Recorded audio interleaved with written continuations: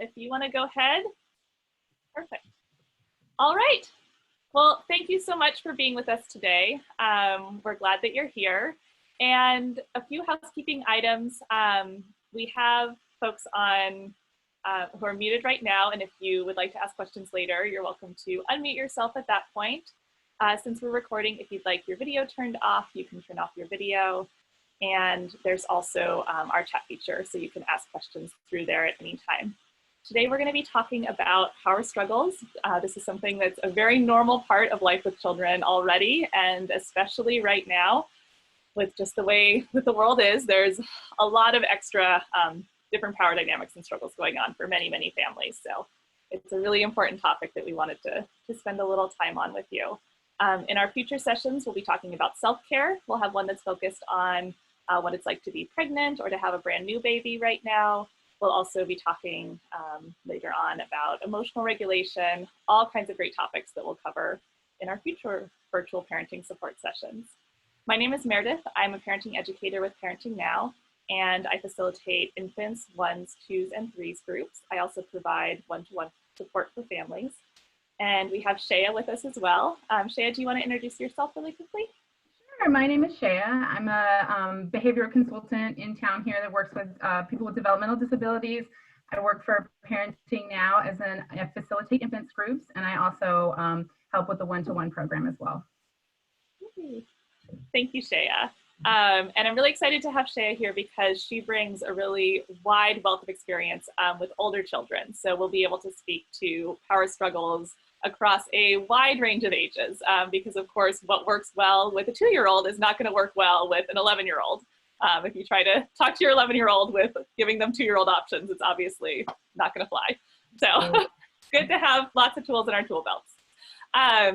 So we know that as humans, we all need to feel safe and secure. We all need to feel like we have a certain amount of control over what's going on in our lives. And you know, that's true for parents, it's true for children, it's true for all of us. What it looks like for each of us is different. You know, there's definitely people who need a little bit more control than others, and I'm sure we all know people like that, whether that's us or someone else in our family. And then other people who are a little more relaxed. We all have, you know, different areas of our life where we maybe like to feel a little bit of extra control or security. And what researchers have found when they look at, you know, people responding to crisis, whether it's, you know, something like a natural disaster, that there's better mental health outcomes when people have a sense of action, a sense of control, something that they're doing. And all of us right now are in sort of a slow motion crisis that's unfolding. You know, it's sort of, there isn't an end in sight for what's going on in the world. And that's really tough.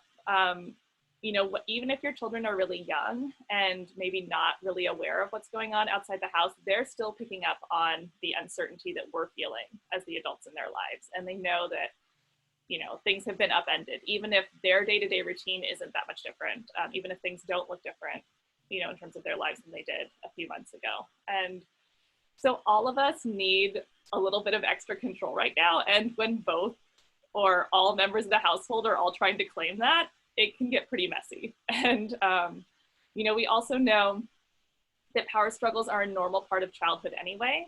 And any parent knows that there's times when, you know, things are outside of your control. There's things we can't make our children do as much as we might want to sometimes.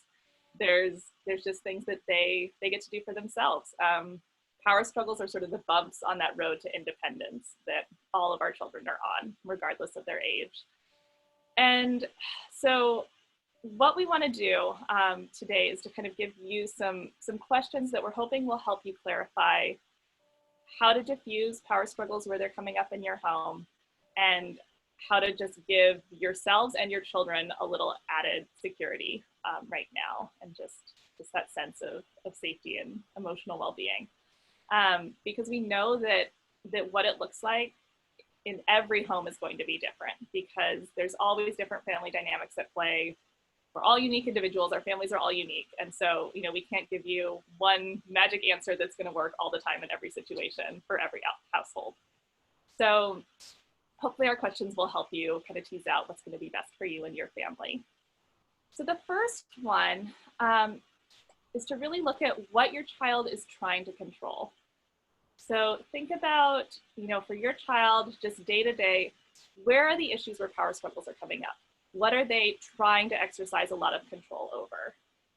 And once we've identified that, we can think about, is it okay for them to control this? Sometimes we find ourselves getting sucked into power struggles and wanting to control things that we don't really have to control. Does this really matter? Is this a battle that I really want to fight? Is this something that I want to put my emotional energy into? When the answer is no, that's great. Just let it go, just drop it and let it play out how it's going to play out. Obviously, when there's safety concerns, when it's, not respecting someone else's boundaries, when it's not safe or reasonable for everyone in the household, sometimes it's not the case where we can let it go.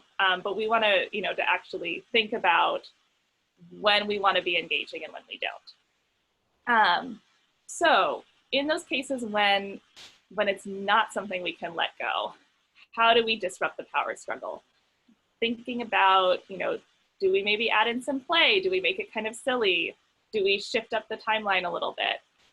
Do we offer choices? Sometimes, that can really help. And obviously that depends on the age and the personality of the child and what their interests are. And so we'll spend a little bit more time on that, in detail in a few minutes. But, often just shifting it and adjusting a little bit, sort of putting a new face on whatever the situation is, can really diffuse the situation, especially with younger children, if we add in some play and some connection with them.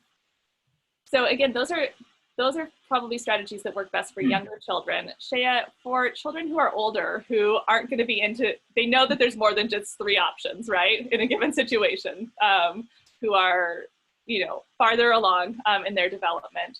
What are some ways that you can help them? Yeah, so the point that you brought up at the beginning about making sure that it's something that you really need to or want to lay a boundary down on is a good one, because as children grow and develop and really are going to increase their bids for control and autonomy, you want to have a good sense of like, what's the most important thing for you to lay those boundaries down on, so you can open up the possibilities in other areas.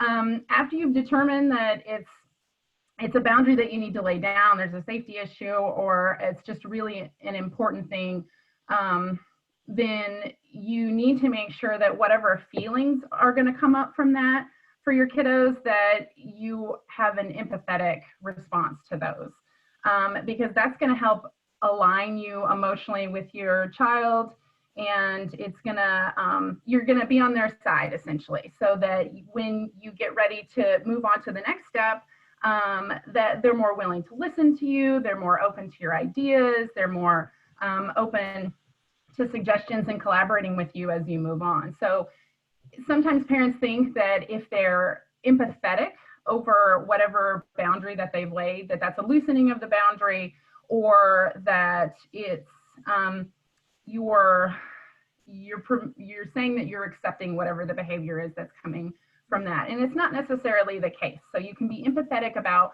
the fact that someone is angry, and also not accepting what they may be doing with that anger. So empathy is okay, and it's always a really great place to start.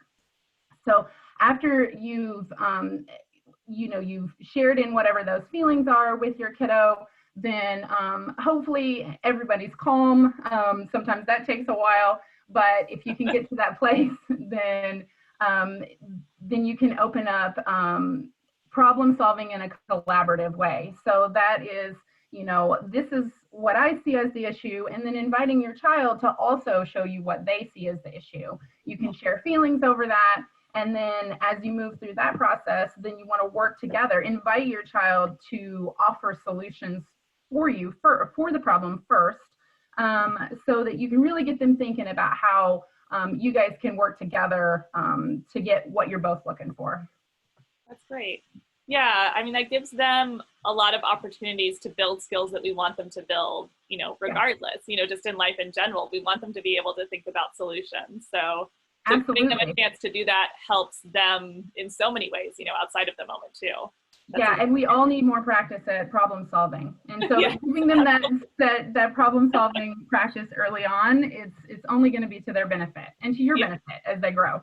yeah, yeah. And I love using that approach even with young children. Even with 2 and 3 year olds, you can ask them, what are your ideas? How could we do Mhm. this? And sometimes the ideas that they give you are really like very creative and out there and not based in any sense of reality. But it's really fun. It's just a way to still, to still engage with them and to let them be part of the process.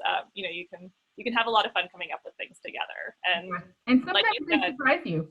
yes, Sorry. absolutely. Yeah, sometimes they have great ideas, even when they're little, and especially when they're older. For older kids, they're really going to need that buy-in, and they're going to need to feel like they're being heard. Yes, Yeah, absolutely. yeah, those are great. So thinking about then the parents, because we know, like we've talked about, that we need to feel in control sometimes too. There's no well, I shouldn't say no. There are very few situations that are more challenging as a parent than feeling like your child is totally out of control and there's nothing you can do about it. That is one of the most disheartening and frustrating things in the world. And I'm sure that many parents out there listening can relate to that feeling. It's something that I think many of us have felt at least once. And so knowing that we need that too. What I'd really encourage parents to do is to find a really simple, actionable, or doable thing that they can control in their life. And so it doesn't have to be related to your child at all, but just something that gives you that sense of control and security, even if it's super duper simple. Just making a deliberate choice can be that sense of control. And that really frees you up to stay calmer in the situations when our children are trying to engage us in a power struggle. So much of childhood is kind of testing boundaries. There's those great little scientists, figuring out what the rules are of the world and trying to make sense of them, why they apply one place and not somewhere else. And so we really want, we know they're going to be testing us, and as much as possible, we want to be able to be kind of that calm, neutral place for them to test it. They're going to be, if you think about it like a balloon, they're going to be, adding oxygen to the balloon and stretching it thinner and thinner. And we want to help let the air back out, before we pop. So if we know that, that we can give ourselves, just simple ways to feel in control, that's really, really helpful. And thinking about that helps us clarify, again, those places where we can let some things go. So it can feel scary as a parent to give in, especially if the balloon is starting to inflate already, if we're already starting to get into the power struggle, we've already maybe laid down a limit or a boundary, and then we feel like we have to enforce it. And we might ask ourselves even like, wait, why am I even fighting with my child about this? Why am I making this a thing? How do we get out of those moments gracefully, Shea? And why is it okay for us to do that? Because sometimes it feels like you're teaching your child the wrong thing, quote unquote, to give in to them. Yeah, absolutely. And we've all been there. It's such a common feeling, and it just feels awful to feel like I don't know what to do in this situation. I've got myself into this power struggle. I just went out of it. Maybe you gave an answer that you weren't really thinking, or you were crankier than you wanted to be in the moment.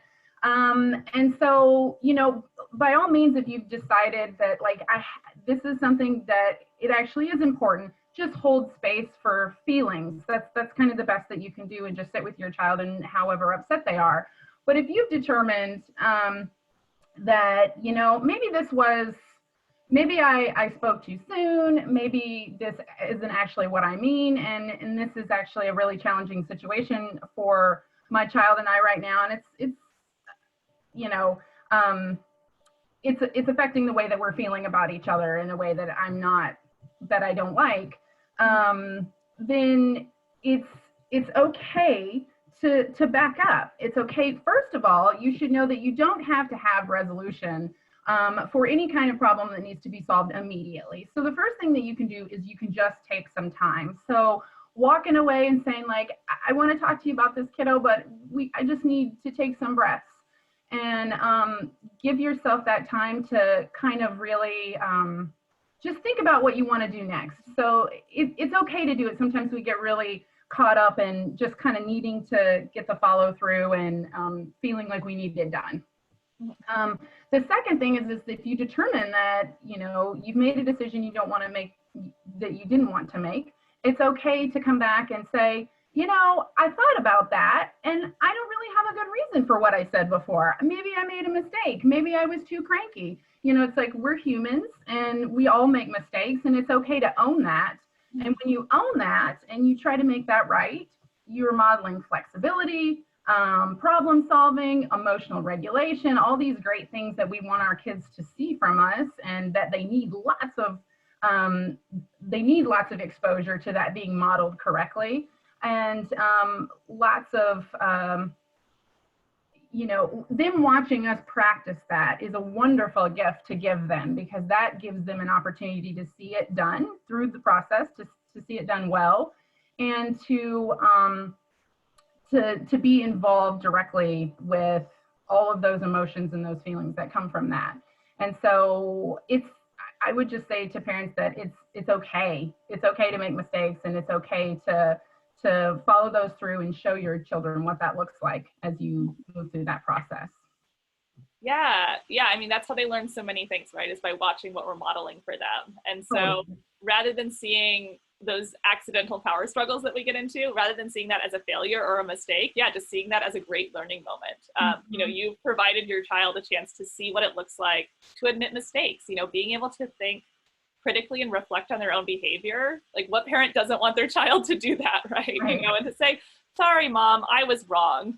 I was just cranky about that, and I didn't mean what I said. What a wonderful thing for them to hear and to see, you know? And like you said, it takes lots of exposure for them to get that. And that's a skill that you're going to want them to have as adults when they're in their relationships in the future. You know, you want to be able to admit when you've made a mistake and go back and fix it. That's something that we all need to have the skill to do. Yeah, and even thinking what you want your parenting relationship to look like with them when they're, you know, adolescents, when they're kind of on that cusp of adulthood, and when they really are so independent. You know, there's very little that we can actually control when they're so capable and so autonomous. And so really it comes down to that relationship. And so being able to build those skills when they're children, when they're young children, that's awesome. I mean, that's, like you said, that's such a gift to them and to us, you know, in our relationship with them. Yeah. It's okay to give in. What's that? It's okay to give in. Yeah, it's okay to give in sometimes. Yeah, and that's where that empathy piece comes back into play as well. That will serve you well as your children get older and they see you as somebody that's on their side rather than an adversary. Yeah, that's great. So we've talked about the child, you know, and where you can let them have control, where you can't. We've talked about the adult and, you know, sort of our role in it. So in those situations where we haven't been able to avoid the power struggle, where it's come up, and maybe where it's not one that we can let go, we can, you know, give up and back away from, you know, it's often really helpful to think about what works for your child. And so, you know, stepping back from power struggles for a minute and thinking about any time when your child's having a rough moment, what works best for them, you know, for their age, for their personality, their temperament. Is it being playful and silly? Is it giving them options and, you know, kind of letting them set their own timeline? Is it really listening and maybe even having some physical connection? Is it distracting them, you know, giving them space? Once we identify what works best for our child in kind of general difficult situations, we can apply those same tools, you know, we can use those in power struggles with them.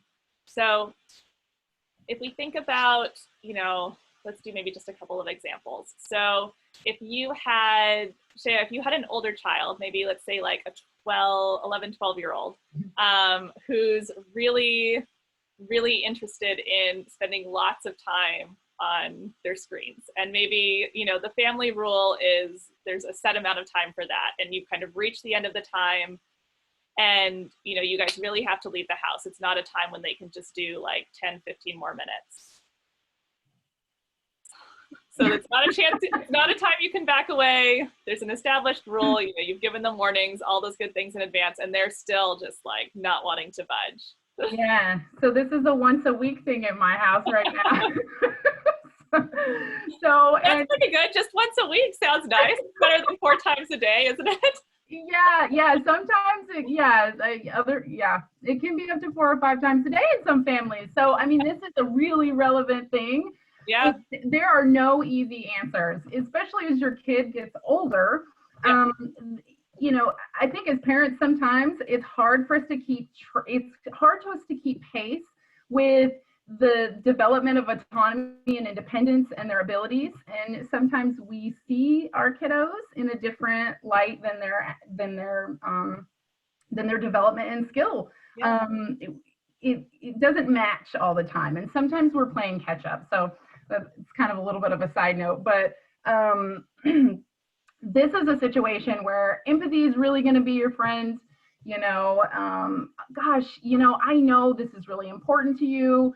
This is something that you really enjoy doing. We kind of talked about this ahead of time. You knew we'd come up against this timeline where we needed to disengage. What can I do to help? So yeah, also, you know, bringing it up ahead of time, setting your kid up for success, and you know, letting them know what's coming. So that's also helpful. But when you're in the moment, so really being empathetic and trying to get on their side, see it from their perspective. No one likes to stop doing something that they're really into.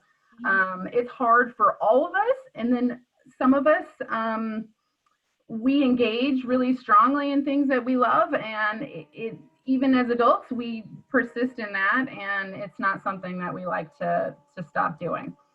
So just really kind of understanding where they're coming from, and you know, they're kids and they are still developing, and it's hard for them to sometimes understand. They don't have the wisdom yet to understand like all the possible consequences, or how many more times they're going to get to come back and play that video game later on. Yeah.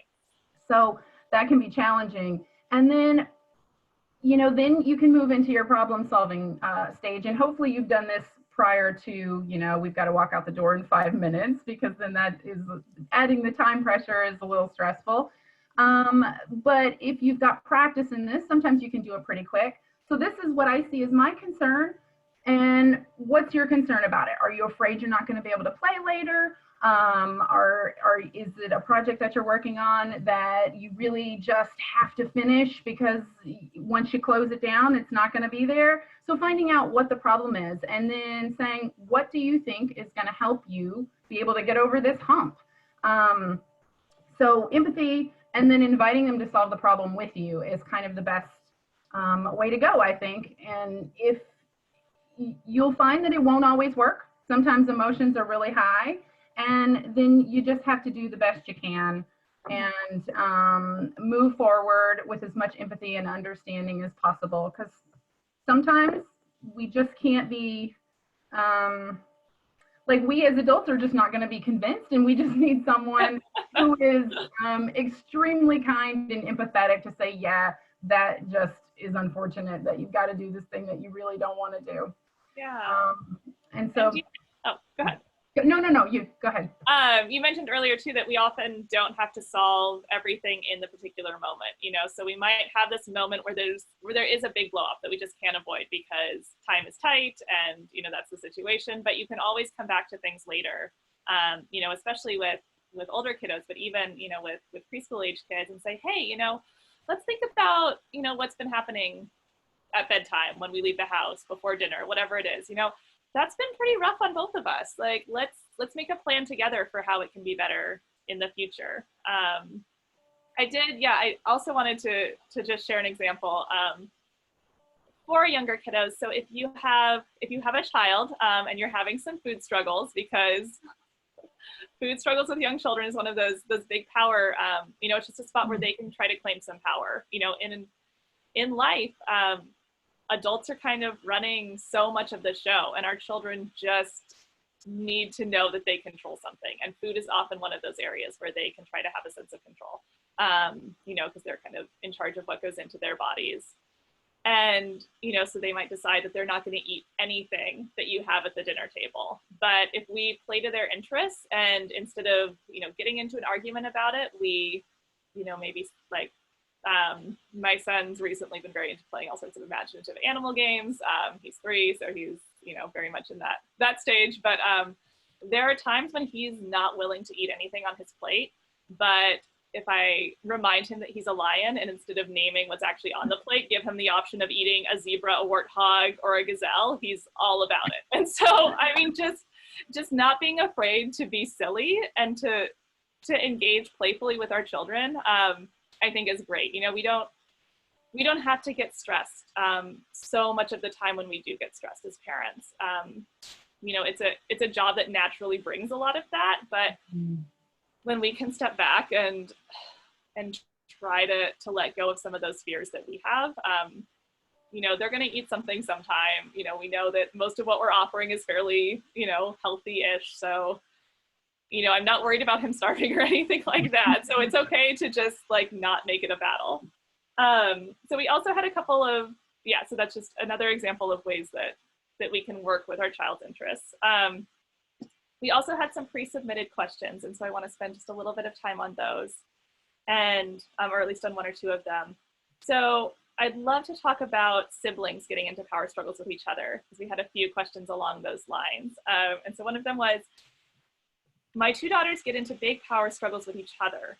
I don't know how much to intervene, and I struggle to give both a sense of control. And that's tough. We saw similar things, or heard similar things from parents about being concerned about picking a favorite, or one kind of always getting the upper hand, or all, you know, the decision always coming down in the favor of one sibling or the other. So, Shea, do you mind answering that one?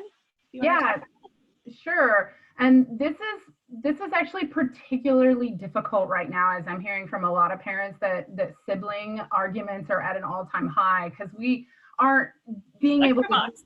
What's that? We're all stuck in a box. Yeah, we are here all the time, right on top of each other. A lot of things that we were doing, like as independent people, we're not doing anymore. So it's really stressful. And so I think the first thing is to just, you know, everyone needs to be as patient as possible with everyone else, because we're under a higher amount of stress than we're normally having to manage. Kids are dealing with a lot of loss and, you know, grief right now from losing things that they loved at school and classes and friends that they can't see. So there's a lot of stress, and that's going to play out in how siblings are getting along. So there's 2 different ways that you can, well, there's 2 different times to approach sibling conflicts. And one of them is being proactive with how much one-on-one time, if you can, give each individual child, because all kids love time with their parent, just with you and them. And trying to really find opportunities for your child to show you what they do well and shine in ways that are developmentally appropriate and adjusted for their skill level. So if you have 2 kiddos, most of the time they're of different ages. Sometimes they're not, if they're twins or whatnot, but you can really look at them as individuals and give them different roles in the same sorts of activities, so that they feel a sense of ownership over something, and they can feel a sense of accomplishment because that was their job and they were able to do it well. So sometimes that can help when they have more control in other areas. That can kind of diffuse some of the conflict when they get together, because it will reduce the feeling of needing to control one another. The second part of the question was, how much should you intervene? What should you do in the moment? So that's a reactive strategy, or how do you handle the situation in the moment? And I really suggest being more hands-off than a lot of parents feel the need to be, because that gives your kiddo a chance to really get through all the steps of the process and problem solve in real time. And sometimes they can come up with surprising ways of figuring out their own problems when we don't step in with our adult imposed solutions. So after you've you've managed to make sure that the situation is safe, and they're just kind of trying to figure out, you know, who's going to get the next turn or whatnot. So something that doesn't feel like a safety situation, but you can kind of sit back a little bit. You would come in with just some acknowledgement. Oh gosh, this is what I'm hearing, or this is what I'm seeing. It sounds like, you know, give the child a space and time protected to be able to share their feelings if they're struggling with giving each other space to talk. And then just kind of be a witness is really all you have to do for some time, and offer just a little bit as they start to put the pieces together, so that they kind of walk themselves into their own solution. And sometimes it's okay to let them try things to see if it works out, even if you in your adult mind are thinking, I'm not so sure that's the best solution. Sometimes they need to see that that kind of solution isn't necessarily going to work out, and that is a good problem solving skill builder in itself. Absolutely. Yeah, we learn by trying and failing, right? Mm-hmm. You know, all we can do, even as parents, is try these different strategies, you know, try different approaches and see what's going to work in any given moment. Yeah, I love that you mentioned earlier that our children are always growing and changing. And so they're sort of always challenging us to step up our game a little bit. You know, we'll kind of feel like we've got these tools that are working, and then they age in such a way that suddenly it's not working anymore. Yeah. And so we get to, you know, we can take that pressure off ourselves and worry less about needing to fix everything right away. You know, we don't have to have all the solutions. We don't have to diffuse every power struggle. We don't have to avoid every power struggle.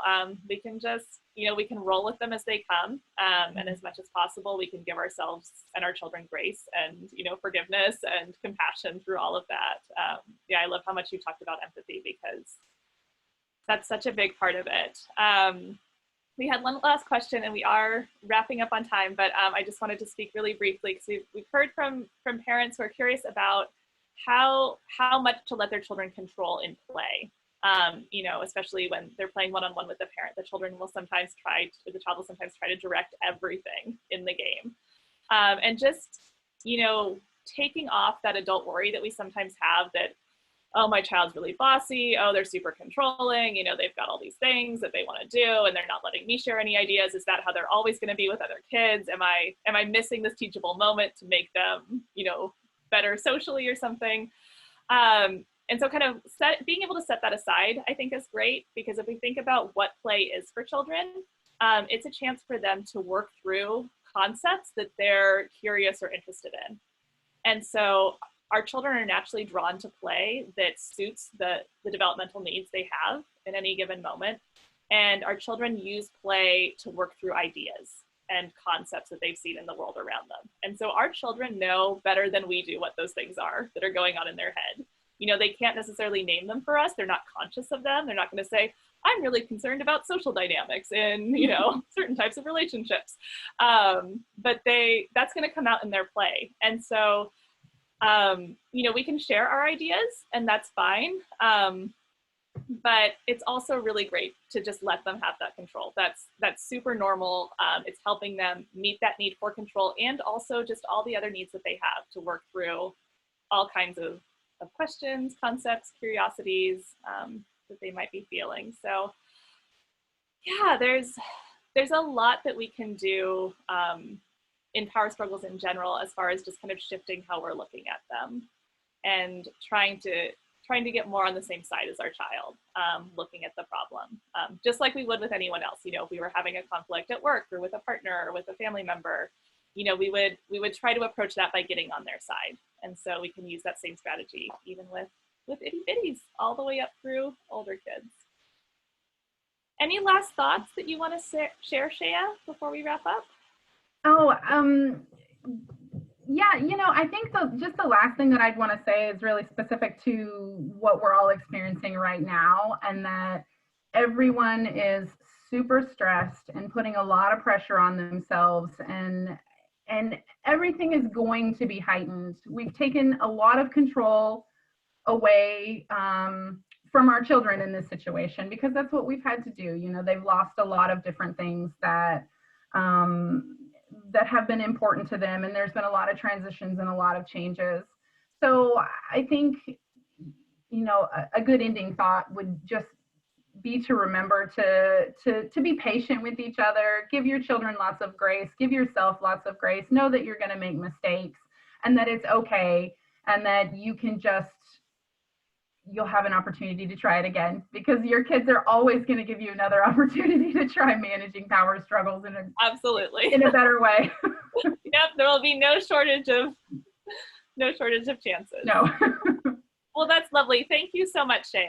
Thank you for having me. Thank you. And thank you to those of you who are tuning in and listening in the moment or afterwards. Again, we're glad that you're here. Thanks so much.